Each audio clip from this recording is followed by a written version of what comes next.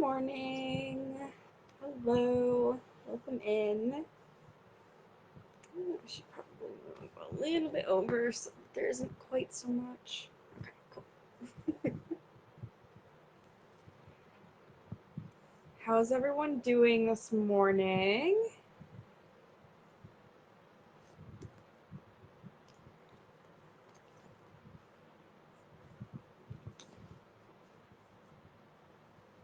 Get my books all set up.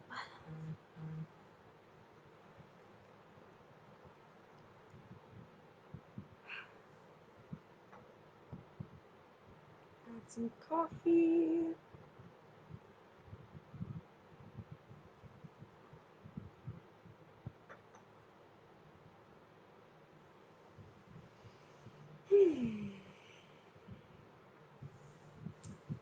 Usually just wait a few minutes in case people want to trickle in as they see this has started. So.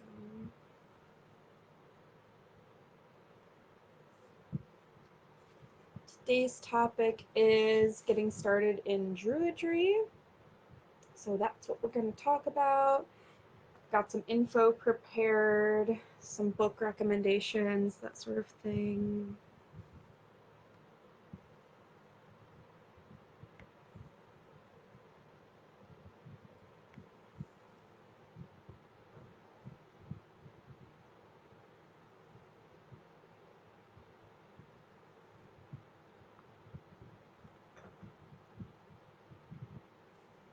Hello, good morning. How's everyone doing today? Thanks for joining. Yay! How's it going? How's everyone feeling this morning?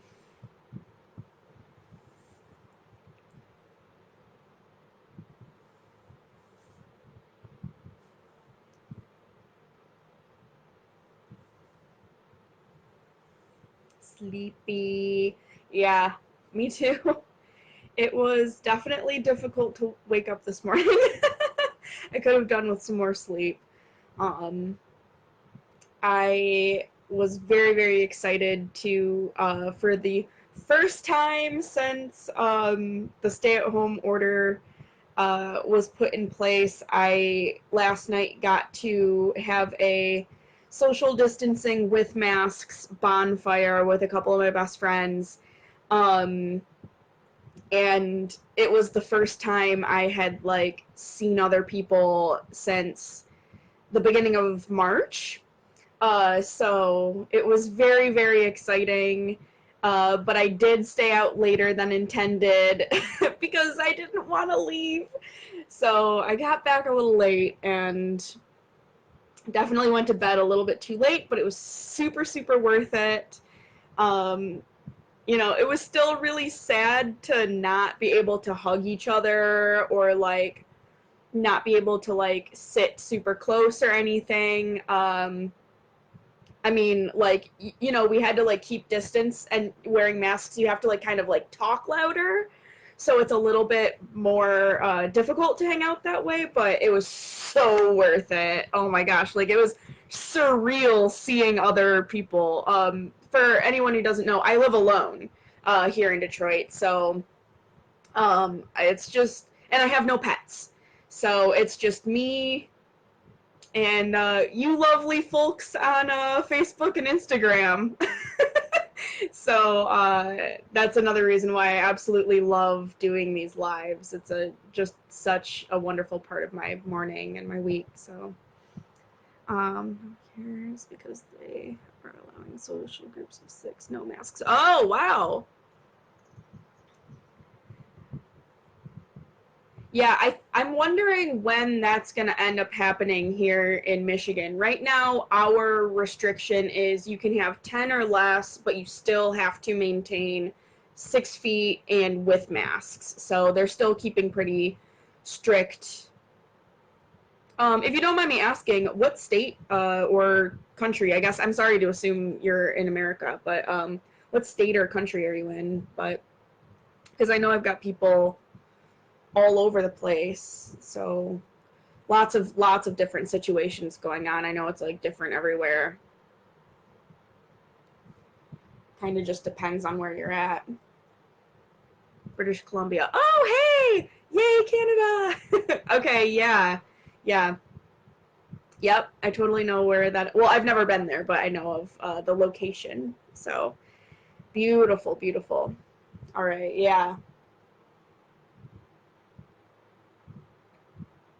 Well, hopefully for all of us, things keep looking up, safe, healthy, and hopefully we get to see the people who we love hanging out with soon enough, whether that's, you know, with or without masks, you know, however it goes. It's so important to be able to be with the people we love. So cool. So today, pretty cool topic. I'm really excited to talk about this. I've gotten a lot of messages lately since I started the Facebook a couple weeks ago regarding sort of how to get into paganism and Druidry, just like in general. So I thought that this would be a good topic to jump into. So I guess that's the first thing I want to mention, because I got this question of what's the difference between paganism and Druidry. So I want to start this whole conversation just by saying that these are my views, my experiences, my opinions. These are the things that I've learned in, you know, the few years that I've been practicing pagan and the couple years that I've been practicing druid, and like what I have learned so far. But that's not to say that it's the be all end all, okay? As with like anything that you learn from other sources, that is just one source of many. So that's something to keep in mind. So my view and my opinion of it is that Druidry is under the blanket of paganism. So a druid is a type of pagan usually, right? But not all pagans are druids. That's usually how I would look at it.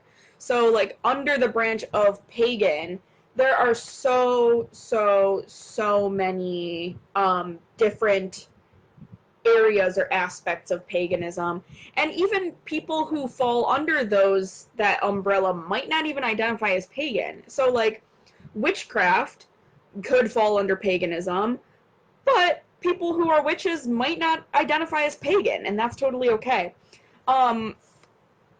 So that's the first thing, is that it's a really loosey-goosey term, actually. So there are druids who might not identify as pagan, and there are certainly not pagans, or there are certainly pagans who don't identify as druids.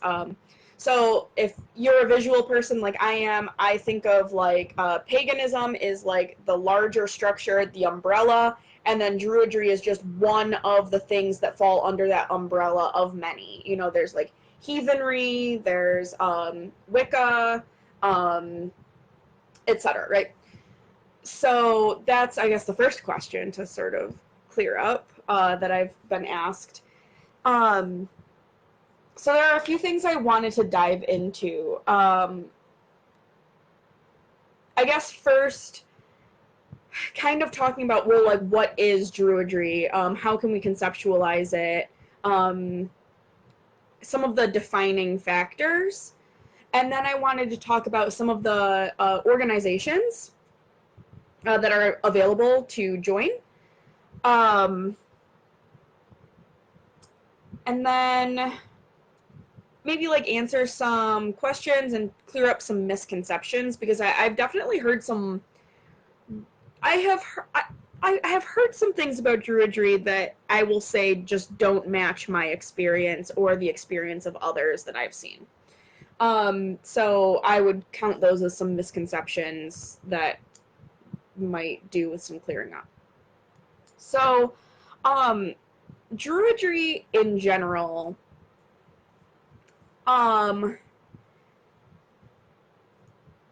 in my perspective and experience, there isn't just one defining like set of rules of how to be a druid. Okay. Like, so it's not really this, like, you have this checklist, and if you can check off enough of the boxes, you're a druid. However, there are sort of these nebulous ideas that I have noticed tend to be shared amongst druids, right? So, tend to follow more of a nature-based path, or more of a like an earth-based path. So more involved with nature in general. And along with that, a lot of times there are also sort of eco-friendly ideas that come along with that, to varying degrees of kind of like strictness. So, for example, the Druid organization that I'm a part of, which I'll talk about later, one of the key tenets of our practice is environmental activism. So that is like one of the defining things of our organization that might not be quite the focus in other ones. But from what I have gathered, most druids who I know or have seen are pretty environmentally aware to some extent.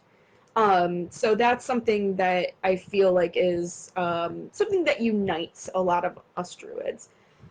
So very nature-based, nature-focused, earth-based, earth-focused, environmentally aware. A lot of druids practice some form of divination. Not all druids do magic, though many do. But generally, there's some level of honing a divination skill. So that might be tarot, that might be, for a lot of us, it's Ogham, which is like a different type of, it's similar to runes, but it's a little bit different. So that can be those, or using a pendulum, scrying, using bones, using stones, etc. So some method of divination tends to be involved in druid practice. And then also some form of art also tends to be involved. So I know people who make beautiful visual artwork, write poetry. I myself write poetry. There are people who sing, dance, all of the above. So there usually tends to be some aspect of an art that is being honed as well and worked on. And that art is a way of channeling inspiration or spiritual. So there's this idea, there's this thing called Awen or Imbis, that's this sort of like this spark, this like life force, this when you feel particularly moved, when you feel the breeze in a tree and you feel connected to it, when you see, you know, the tide moving and you feel moved by it as well. Like that's that sort of really compelling, like inspirational. It's the same feeling when you go to make artwork and you feel like, you know, your hand just moving on the page. And so that is a really big uniting factor within Druid study as well that I have noticed and seen. Another thing that tends to be practiced or observed by most Druids, though of course the disclaimer, not all, is the Sabbats, or the like pagan holidays, right? So there's 8 of them, and this is the celebration of the 8 is actually more of a recent thing, and we'll get to that in a second. And by recent, I mean within the past, like, what year is it? It's 2020, so like the past like 100 years. So there's the fire festivals, so things like Beltana and Samhain. And then there are the like more like astrological festivals, so things like the solstices and equinoxes that mark, so like Yule, or like the just you know, summer solstice, you know, things like that, which mark the like length of days and the progression through the astrological calendar. So there are varying degrees of focus on those holidays. I know, so for my organization, that is one of the key factors. Like, we are supposed to celebrate each holiday and document them through journaling, and that can be journaling like writing, or that can be, you know, photography, that can be artwork, however moves you. And then like reflecting on our observations and connecting it with thoughts and feelings about the turning of the wheel of the year. So how the seasons change, how we identify with the seasons and how they change. So that can be a really big part of practice as well. But of course, those sabbats are also shared with a lot of neo-pagan, like modern pagan practices. So that's pretty cool. That's one of my favorite parts of it. I love them. I love the holidays. I love to celebrate. I love to cook stuff for them and decorate and do ritual. Oh, ritual. That's another thing that tends to be shared in Druidry is ritual. And the cool thing that I have noticed about ritual in Druidry is it tends to, in my experience, be a little bit more, a little bit less structured as far as like a ceremonial magic Wiccan structure. So it tends to be more artsy, earthy. There is still structure, yes. I mean, rituals, a lot of work actually tends to go into ritual to make sure that things flow, things are prepared, etc. But they tend not to be the sort of cookie cutter, you know, call the quarters, here's the athame, here's the chalice. They tend to be a little bit more, you know, seasonally based, working with the energies at the time. They can, I just have noticed that they tend to be less rigid than some other types of ritual that I have observed in the past that have a more ceremonial magic or Wicca focus. But ritual tends to be a big part of Druidry as well. So those are some of the things that tend to unite Druid practice, where I personally don't think I've ever met someone who identifies as a Druid who just doesn't do any of those things. So this kind of gets to this idea of, you know, luckily there's no like Druid police who are, you know, going to say, okay, you need to do X, Y, and Z, or you can't take the title of Druid. But there really does need to be a sort of a self-awareness of, like, if you're doing none of the stuff, you probably shouldn't really use the word Druid. I mean, it's sort of like, I'm trying to just, like, make a comparison to something. Like, if you call yourself a singer, but you don't sing at all, like you never sing, then you can't really say you're a singer. But if you do try to sing, it doesn't have to be perfect. It doesn't have to be these types of songs or those types of songs. As long as you're singing, then sure, take that title because you fit it, because of the actions that you are doing and have done. You know what I'm saying? So, like, there's no right way to be a Druid, but you do need to do the work. You need to do the stuff that's involved mostly in Druidry, or, like, some of it, like, pick and choose what you want to do, but if you do none of it, you're not really a Druid. Um, so a lot of what we know about Druidry, this is another thing that sort of comes up. Um, Modern Druidry is not the like thousands of year old passed down through the ages practice. Um, so modern Druidry comes from a revival from a few hundred years ago that has progressed through today and has found new footing in the past 100 years. And that's okay.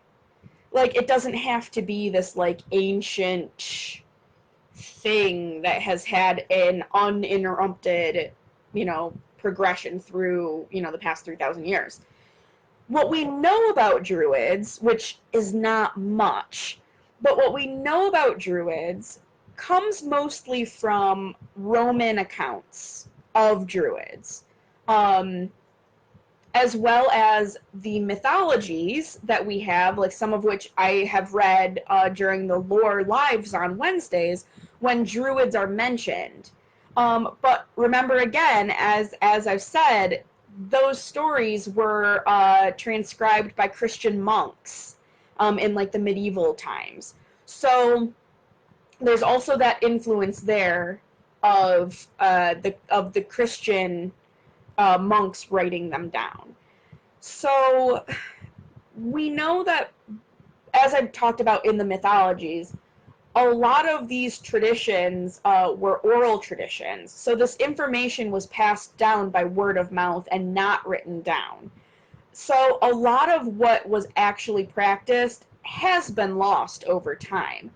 But in like the 1700s, there was this big Druid revival type of thing, where people were kind of trying to reconstruct, uncover some of the information, see what they could piece together, and there has been a progression since then in this, trying to uncover information. And a lot of what is done today is really a modern piecing together of what it could mean to be a Druid. And there are some organizations that like are really like reconstructionist organizations who try to be as historically accurate as possible. And there are other organizations who are taking a modern approach and are a living, breathing, new organization meant to be a modern version of Druidry. So that's another way to say that there is no one way to be a Druid, and we're all kind of like working through this like the past couple hundred years. So like you're not doing anything that like, okay, well, for sure that you're doing it the right way because that's the ancient way and this other person's doing it the wrong way. You know what I'm saying? There just doesn't exist any of that because we do not have the information about what was actually really done most of the time. So, yeah, there's that. So that's a disclaimer as well. Another really cool, something I think really cool about Druidry, though, is that it's not like a secret society-based thing. There does not tend to be this sort of like lineage or initiation type of thing where it's a secret society and you have to be initiated and you're in a lineage and you receive the information through secrets and have to be in the society and stuff like that. Information is pretty widely distributed and pretty freely given. And I personally, because I believe that all of this stuff should be as accessible as possible and not hidden away, magic lies within each and every one of us. The earth, first of all, doesn't belong to anyone, but we are all able and should build a personal relationship with the environment, with the earth. It doesn't belong to anybody. And so that's one of the beautiful things about Druidry is that it doesn't take in my opinion, I have not seen there be in any of the organizations this sort of like initiatory secret lineage, secret society type of bullshit. Sorry, I hate it. I am not a fan of, and again, this is my opinion. So this is me, you know, spouting off about how I think and feel about secret societies. And you know where I fall on accessibility of paganism and magic. So that's why I'm, you know, I'm likely biased. Yes, I'm acknowledging my bias, but that's why. That's why I feel the way I do. What else? What else? What else? Oh, another cool thing is that Druidry as well, so it's not fully a meta system. So like a meta system is basically like a lens through which you practice. I wouldn't say it's fully a meta system in the way that, for example, chaos magic is a meta system. But Druidry can be combined with other things. So one big misconception that I have heard is that a druid cannot be a witch. A druid cannot practice X, Y, or Z. I don't think that's the case at all. I mean, I myself, like, am a druid and consider myself a witch.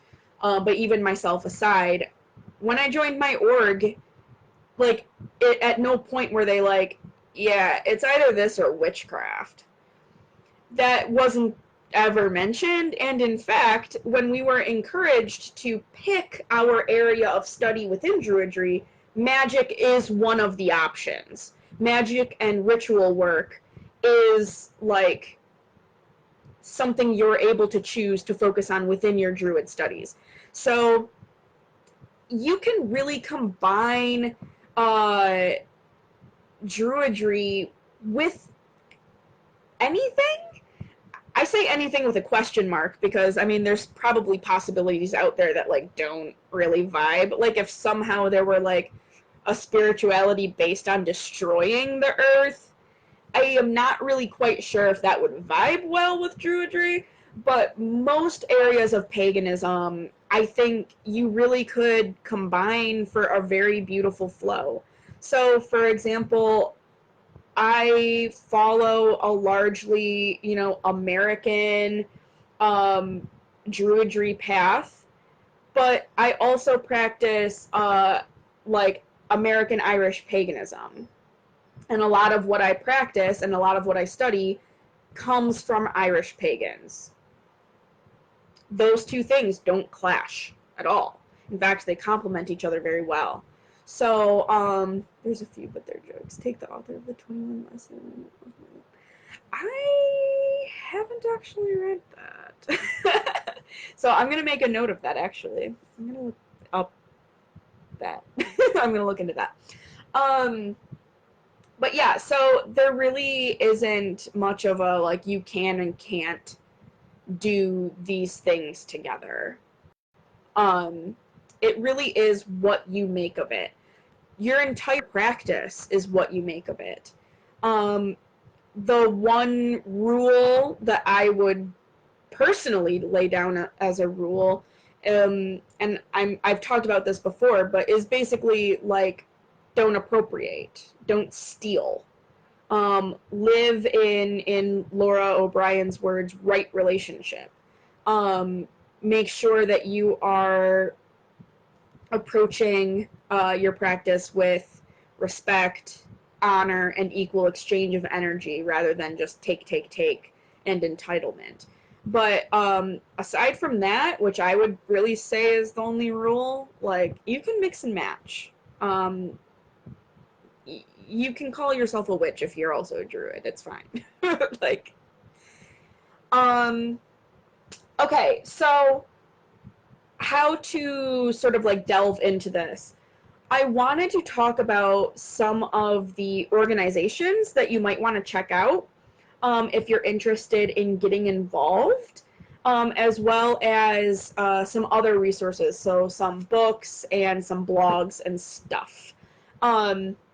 So I will say that, of course, this video is going to remain on my Facebook, and then for Instagram folks, this is going to be over in my Instagram TV in the series for Monday Morning Magic. So when you click on series, you can go down to, you know, I have the lore and I have the Monday Morning Magic. Click on Monday Morning Magic, and there it'll be. And then also after this, I am going to make a post on my Facebook page giving these resources. So I'm going to write down some of the highlighted books, as well as link to the blog posts that I mentioned, and the blogs. So there are 4 Druid organizations that I'm going to talk about today. 2 I highly recommend. 1 I am about to go on a tangent about and very highly do not recommend. And then the 4th is just very, very new, and so I want to tell you about them, and we'll see where they go, which is exciting, right? So the first one, which is like the largest one, and I think like everybody I know who's a druid is in this org, so it's really quite wonderful. But it's the Order of Bards, Ovates, and Druids, or OBOD, OBOD. They are, so largest order, they are based in the UK. So a lot of their, the language used is very Welsh-based. Oh, that's another thing that I wanted to, before we dive into that, something to kind of clear up, is that a lot of Druidry utilizes and is worked through Northwestern European cultures. So Welsh, Irish, English, Scottish, that tends to be the grouping. But you can work with one or multiple as you feel called to. So I work with Irish sources, and I'm learning Irish, and etc. But a lot of Druidry stuff is actually in Welsh. So that's another thing to sort of point out, that you can follow along in Welsh, you can engage with Welsh, or you can use other languages, engage in other cultures. So I personally do Irish because I follow an Irish American pagan path. We know this. So OBOD is largely, I am not in this organization, so I have not like delved in, but from what I have seen, it's largely Welsh based, like language wise. Some cool things about it is that there is a really awesome full correspondence course. So basically they mail you your course and you complete it as you go. There are the different grades and levels that you can work through as you make your way through your path. It's pretty structured, which is wonderful if you like that sort of practice. The only downside, and the reason why I'm not in it, is that it does cost about $270 for the course. Last time I checked a couple weeks ago. I just personally cannot afford that. I'm a grad student, so I haven't done it. Maybe at some point when I'm saying when, not if, knock on wood, but like when I have enough money to do something like that, that's something I would like to do. But that is a deterrent for myself. It might be a deterrent for you as well. But I just wanted to mention that. But from what I see and understand, it is so worth the money if you can afford it, because you do get a lot of really wonderful materials. And you get a lot of like correspondence assistance along the way, and almost everybody I know who's a druid does that coursework and is a member of that. So you also have a lot of people around you, whether that's in person or online, who would be engaged in that organization. So that's the first one I would mention. The second one is the one that I'm a member of, which is the AODA, or the Ancient Order of Druids in America. The language system is also Welsh-based. So this one was founded in 1912. Oh, that's awesome. Thank you for that. They do monthly payments. That's sweet. That's super, super helpful. So keep that in mind, that they do monthly payments. Thank you for mentioning that. So, the Ancient Order of Druids in America, AODA, they don't do correspondence course. It's all self-study. But they do have a mentorship program. I have not done it yet, but I really want to. I just haven't sent the email yet. I need to get on that. But you can get a mentor, so basically someone you email with to talk to, ask questions. They do have newsletters that come out on the holidays, which are really, really cool. It is less structured, but it only costs like $50 for your first year. Not for the first year, for your...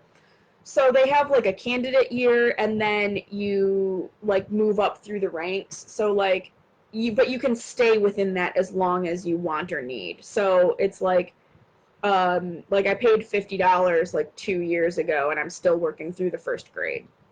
Like, so you can really take your time. It's not really...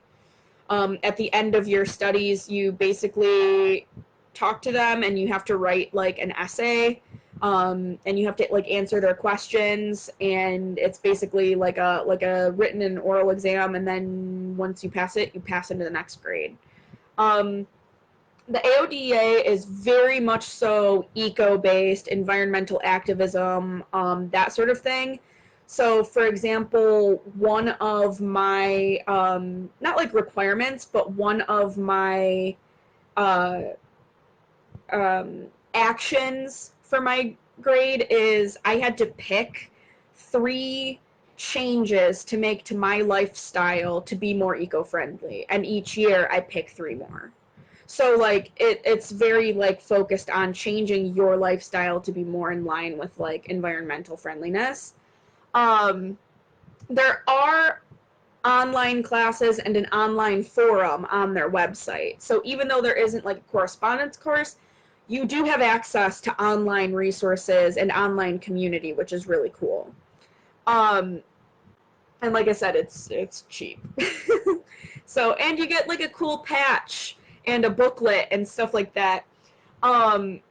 The guy who used to be the Archdruid, he is no longer, but John Michael Greer has also written a bunch of books, and he's a hoot to listen to. If you ever listen to some like podcasts with him, he gets fired up about the environment, and he's like really compelling and cool to listen to. Like hearing him talk about climate crisis, it's a little bit like stressful just because he's so passionate, and you're like, you're right, the earth is dying. But he's really cool to listen to. But he wrote, so this is the Druidry handbook by John Michael Greer. This is like the handbook for the AODA. Like literally, he was the Archdruid. This is like what's used as the actual handbook, but it is just like a regular book. So, it's a good book. I've read it. I really enjoy it. I think it's a cool one. It gives you, yeah, like it has, in the back of the book, has like the first degree curriculum. Some things have changed since this was published. When was this published? 2006. So a lot of things have changed, but it's still pretty much the golden standard for the organization. The org that I wanted to mention that's very, very new is DONA, so the Druid Order of North America, DONA. I'm just mentioning them so you can check them out, but I have, like, I keep checking in to, like, see if they've made some movements forward. And I know everything's, like, wild right now with the pandemic and everything, but, they still don't really have information available. The thing that is a little bit like, let's wait and see, is that they still don't really have publicly available information on their practices and beliefs. So there still really isn't any info about like who they are as a Druid org, what do they stand for, how are they different from the other organizations. So I would encourage you to follow them on Facebook, follow them on Instagram. That's Druid Order of North America, DONA, DONA. And just follow them. I'm sure at some point they will come out with that information. Oh, you're a regent. That is awesome. I would love to talk sometime about that, because I'm super, super stoked that there's a new org, especially given I'm about to talk about another org.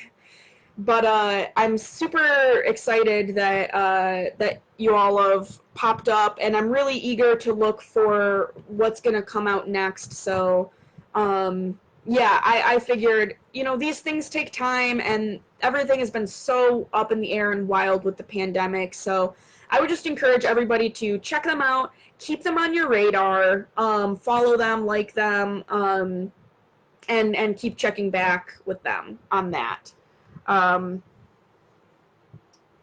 Cool. So the final org I wanted to talk about, and okay.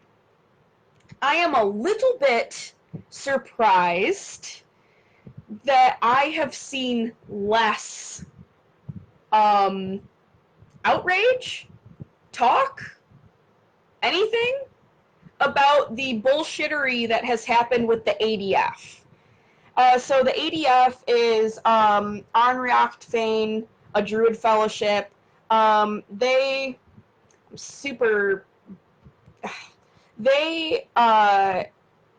cover a wide array of Northwestern European cultural belief systems, but their language system is Irish.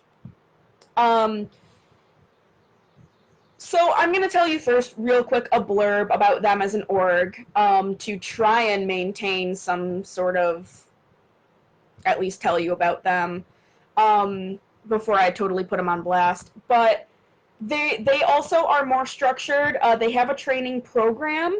One of their tenets, however, though, is that they are more deity focused. At the time when I was joining a Druid group, I considered myself an atheist pagan. So I did not believe in deities. I believed that they were archetypes. And so when I was trying to pick an organization, it didn't really match up with me well that they, in their message, in their tenets, was very deity, gods and goddess focused, because that was not a belief that I held. And so I just sort of moved on and went to AODA because they had nothing in there about deity. So like AODA, you can be Christian and be a member. You can be Jewish, be a member. You can be pagan of any sort and be a member. You can be atheist and be a member. They mention nothing about religious or like deity beliefs, and that really vibes with me.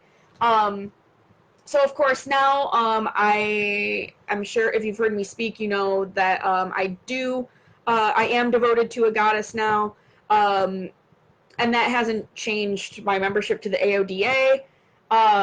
But that is why at the beginning, instead of the ADF, and I'm super glad I did, because here's the part where I get to tell you about the bullshittery that has happened. So at the end of last year, a bunch of stuff went down. So first and foremost, I'm not sure if more people have resigned since then, but at the time it was 4 clergy members who left the ADF all at once. And I am going to link these news pages and these blogs so that you can read the stories for yourself, so you know what happened and you can decide for yourself where you fall on it.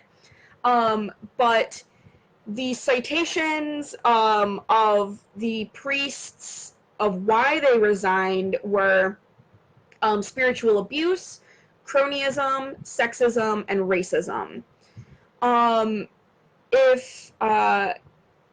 Yes, I have a page on Facebook, same name, Upstate, Downstate, Druidry. Yep. Thank you for asking. It's also linked in my bio on Instagram. So I will link this news source, but there's also a really fantastic blog post by Melissa Hill, who was one of the people who resigned. And Melissa talks a lot in depth about what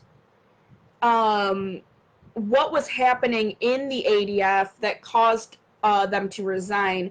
So I quote, I have seen racism in the ADF Facebook discussion group swept under the rug by the Mother Grove. I have seen misogyny in the highest levels of leadership. I have seen our bylaws used against those who needed assistance. I've seen how our rules about bringing complaints against an individual damage the victims. I've seen good people time and time again say these things, give real solutions to these problems, and be ignored, and I have been ignored as well. I'll post the full link to the in-depth explanation of what was going on. So hate speech, things like that. Big old trigger warning on all of this that I'll post, and I'll post a trigger warning on that. But so that was like the first big thing that came out, right? And then shortly thereafter, the founder, Isaac Bonewitz, and 3 other higher up men in the organization were accused of child molestation. And I've been trying to follow what's going on legally, like where all that is, but basically it's very like Catholic Church-esque of men who were in charge of groves abusing children, and instead of being removed from power and instead of being really like held legally responsible for their fuck ups and the awful things that they've done, they were basically just sort of scooched over and like, oh, well, instead of being around the kids, you'll be on this position instead. And so there was a level of protection surrounding their positions where it's like, oh yeah, you're fine if you just, are away from kids. That is not holding someone responsible for their actions. And that is, first and foremost, not protecting the children. So, as you can tell, my feathers get ruffled when it comes to this stuff. And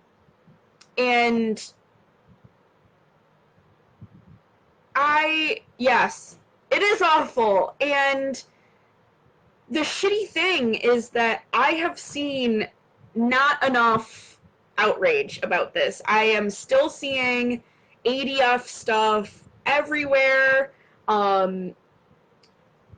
And that's why I really wanted to tell you all about the stuff that's happened and is happening, because these priests have resigned and like nothing's been resolved. There are still people who are just perpetuating these things within the organization. And so I feel that it is disgusting. Yeah. Thank you. Um,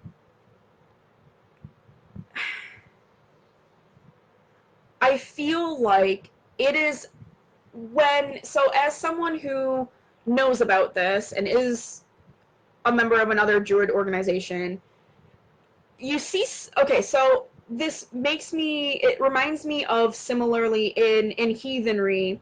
There are a lot of really, really wonderful heathen organizations, and then there's just a couple who do shady ass racist shit and have awful, awful stances regarding race and are abusive. And I've seen my friends who are heathen, and I've seen those other heathen organizations stand up and be like, you can't sit with us.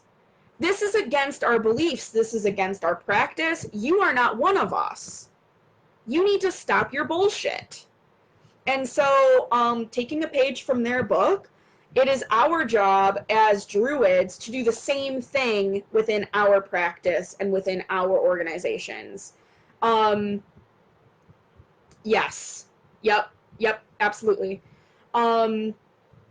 So this is me standing up and saying, don't join them. And if you are interested in Druidry, it's important to know that that does exist, and we should, wherever possible, be fighting back against that.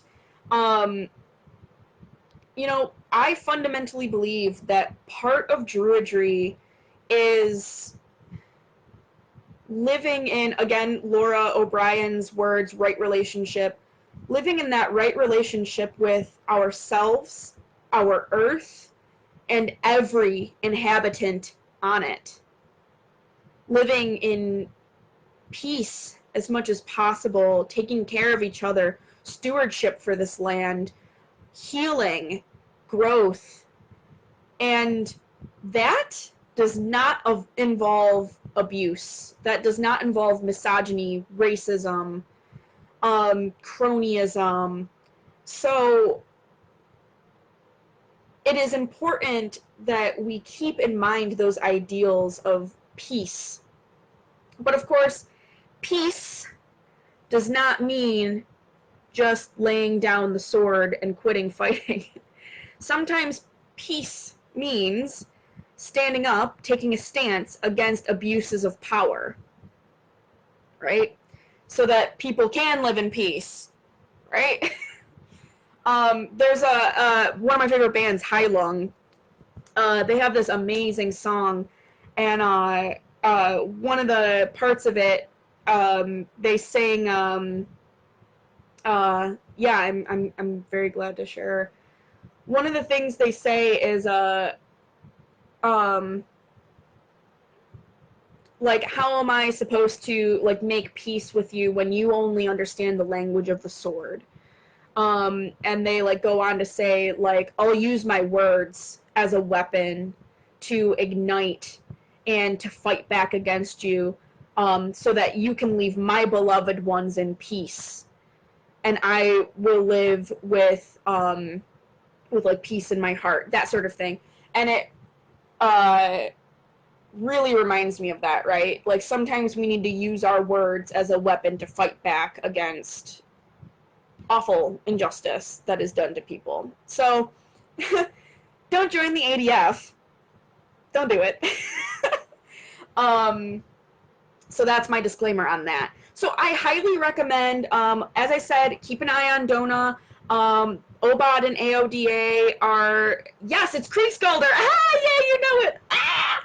Yeah, that's like my favorite song. Fellow High Lung fan. Yay. So, I'm looking at my notes. Oh, so on that note, because I only have like a few minutes left, but on that note, something I also highly recommend to anyone, just pagans in general, is to read blogs. I found out about all of this through reading blogs, by reading current topics in paganism. This is also where you're going to find out information about Like, for example, PantheaCon, which got shut down. I mean, not from the pandemic, like it was shut down before then. Largest pagan convention in the country. That's a wild story too. We can talk about that sometime, because I can go off talking about mistreatment of differently abled folks, trans folks, LGBTQ folks, whole bunch of stuff that was going on with PantheaCon. So anyway, I highly recommend. I will link it in the post I make, but um, I read a lot of Patheos pagan blogs. So these are not just anyone can write for Patheos. You do have to like go through whatever. Yes, I love getting fired up. Not anyone can write for them. They do have to like have established writings. So the writing is of high quality. They link their sources. Very well written stuff. There are a lot of really good blogs. So Melissa Hill's explanation of the ADF resignations, that was on Patheos Pagan. There's a lot of, you can keep up with a lot of current topics, and a lot of really, really important discussions happen on blog posts. So, you know, discussions about inclusivity and cultural appropriation and exclusionary practices that need to end, gender essentialism, things like that, that are really important for modern pagans to be aware of and consider. So I will link to Patheos Pagan. I didn't show the books. Basically, this is my favorite book right now, the Book of Hedge Druidry. It's a real good one. Aside from that, I really like John Beckett's blog, Under the Ancient Oaks. That's also on Patheos Pagan. I'll link his blog. He has really fantastic information, and he's been doing online classes for the past few months. I've gotten to take 2 of his classes so far, and they're really, really good. And then I also really like this book, which is The Path of Druidry by Penny Billington. That's another good one, too. So I will link these as well. I had stuff, like I had more stuff that I did not get to, and I'm almost at the hour-long mark when Facebook and Instagram are about to like boot me off. So I'll take this last minute to just thank you all for tuning in. Thank you so much. It really makes my morning, makes my week to hear from you all, to interact.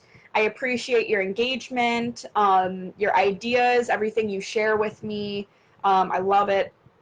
So big thanks. Thanks again.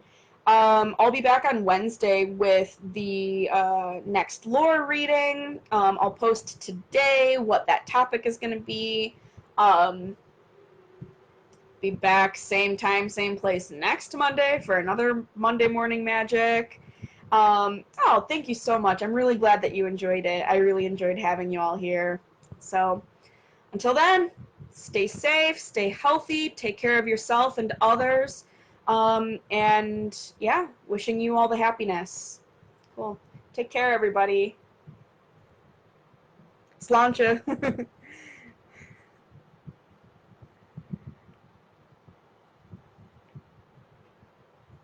This is me ending the Instagram. Now I need to end the Facebook. There we go. Yes, save the video.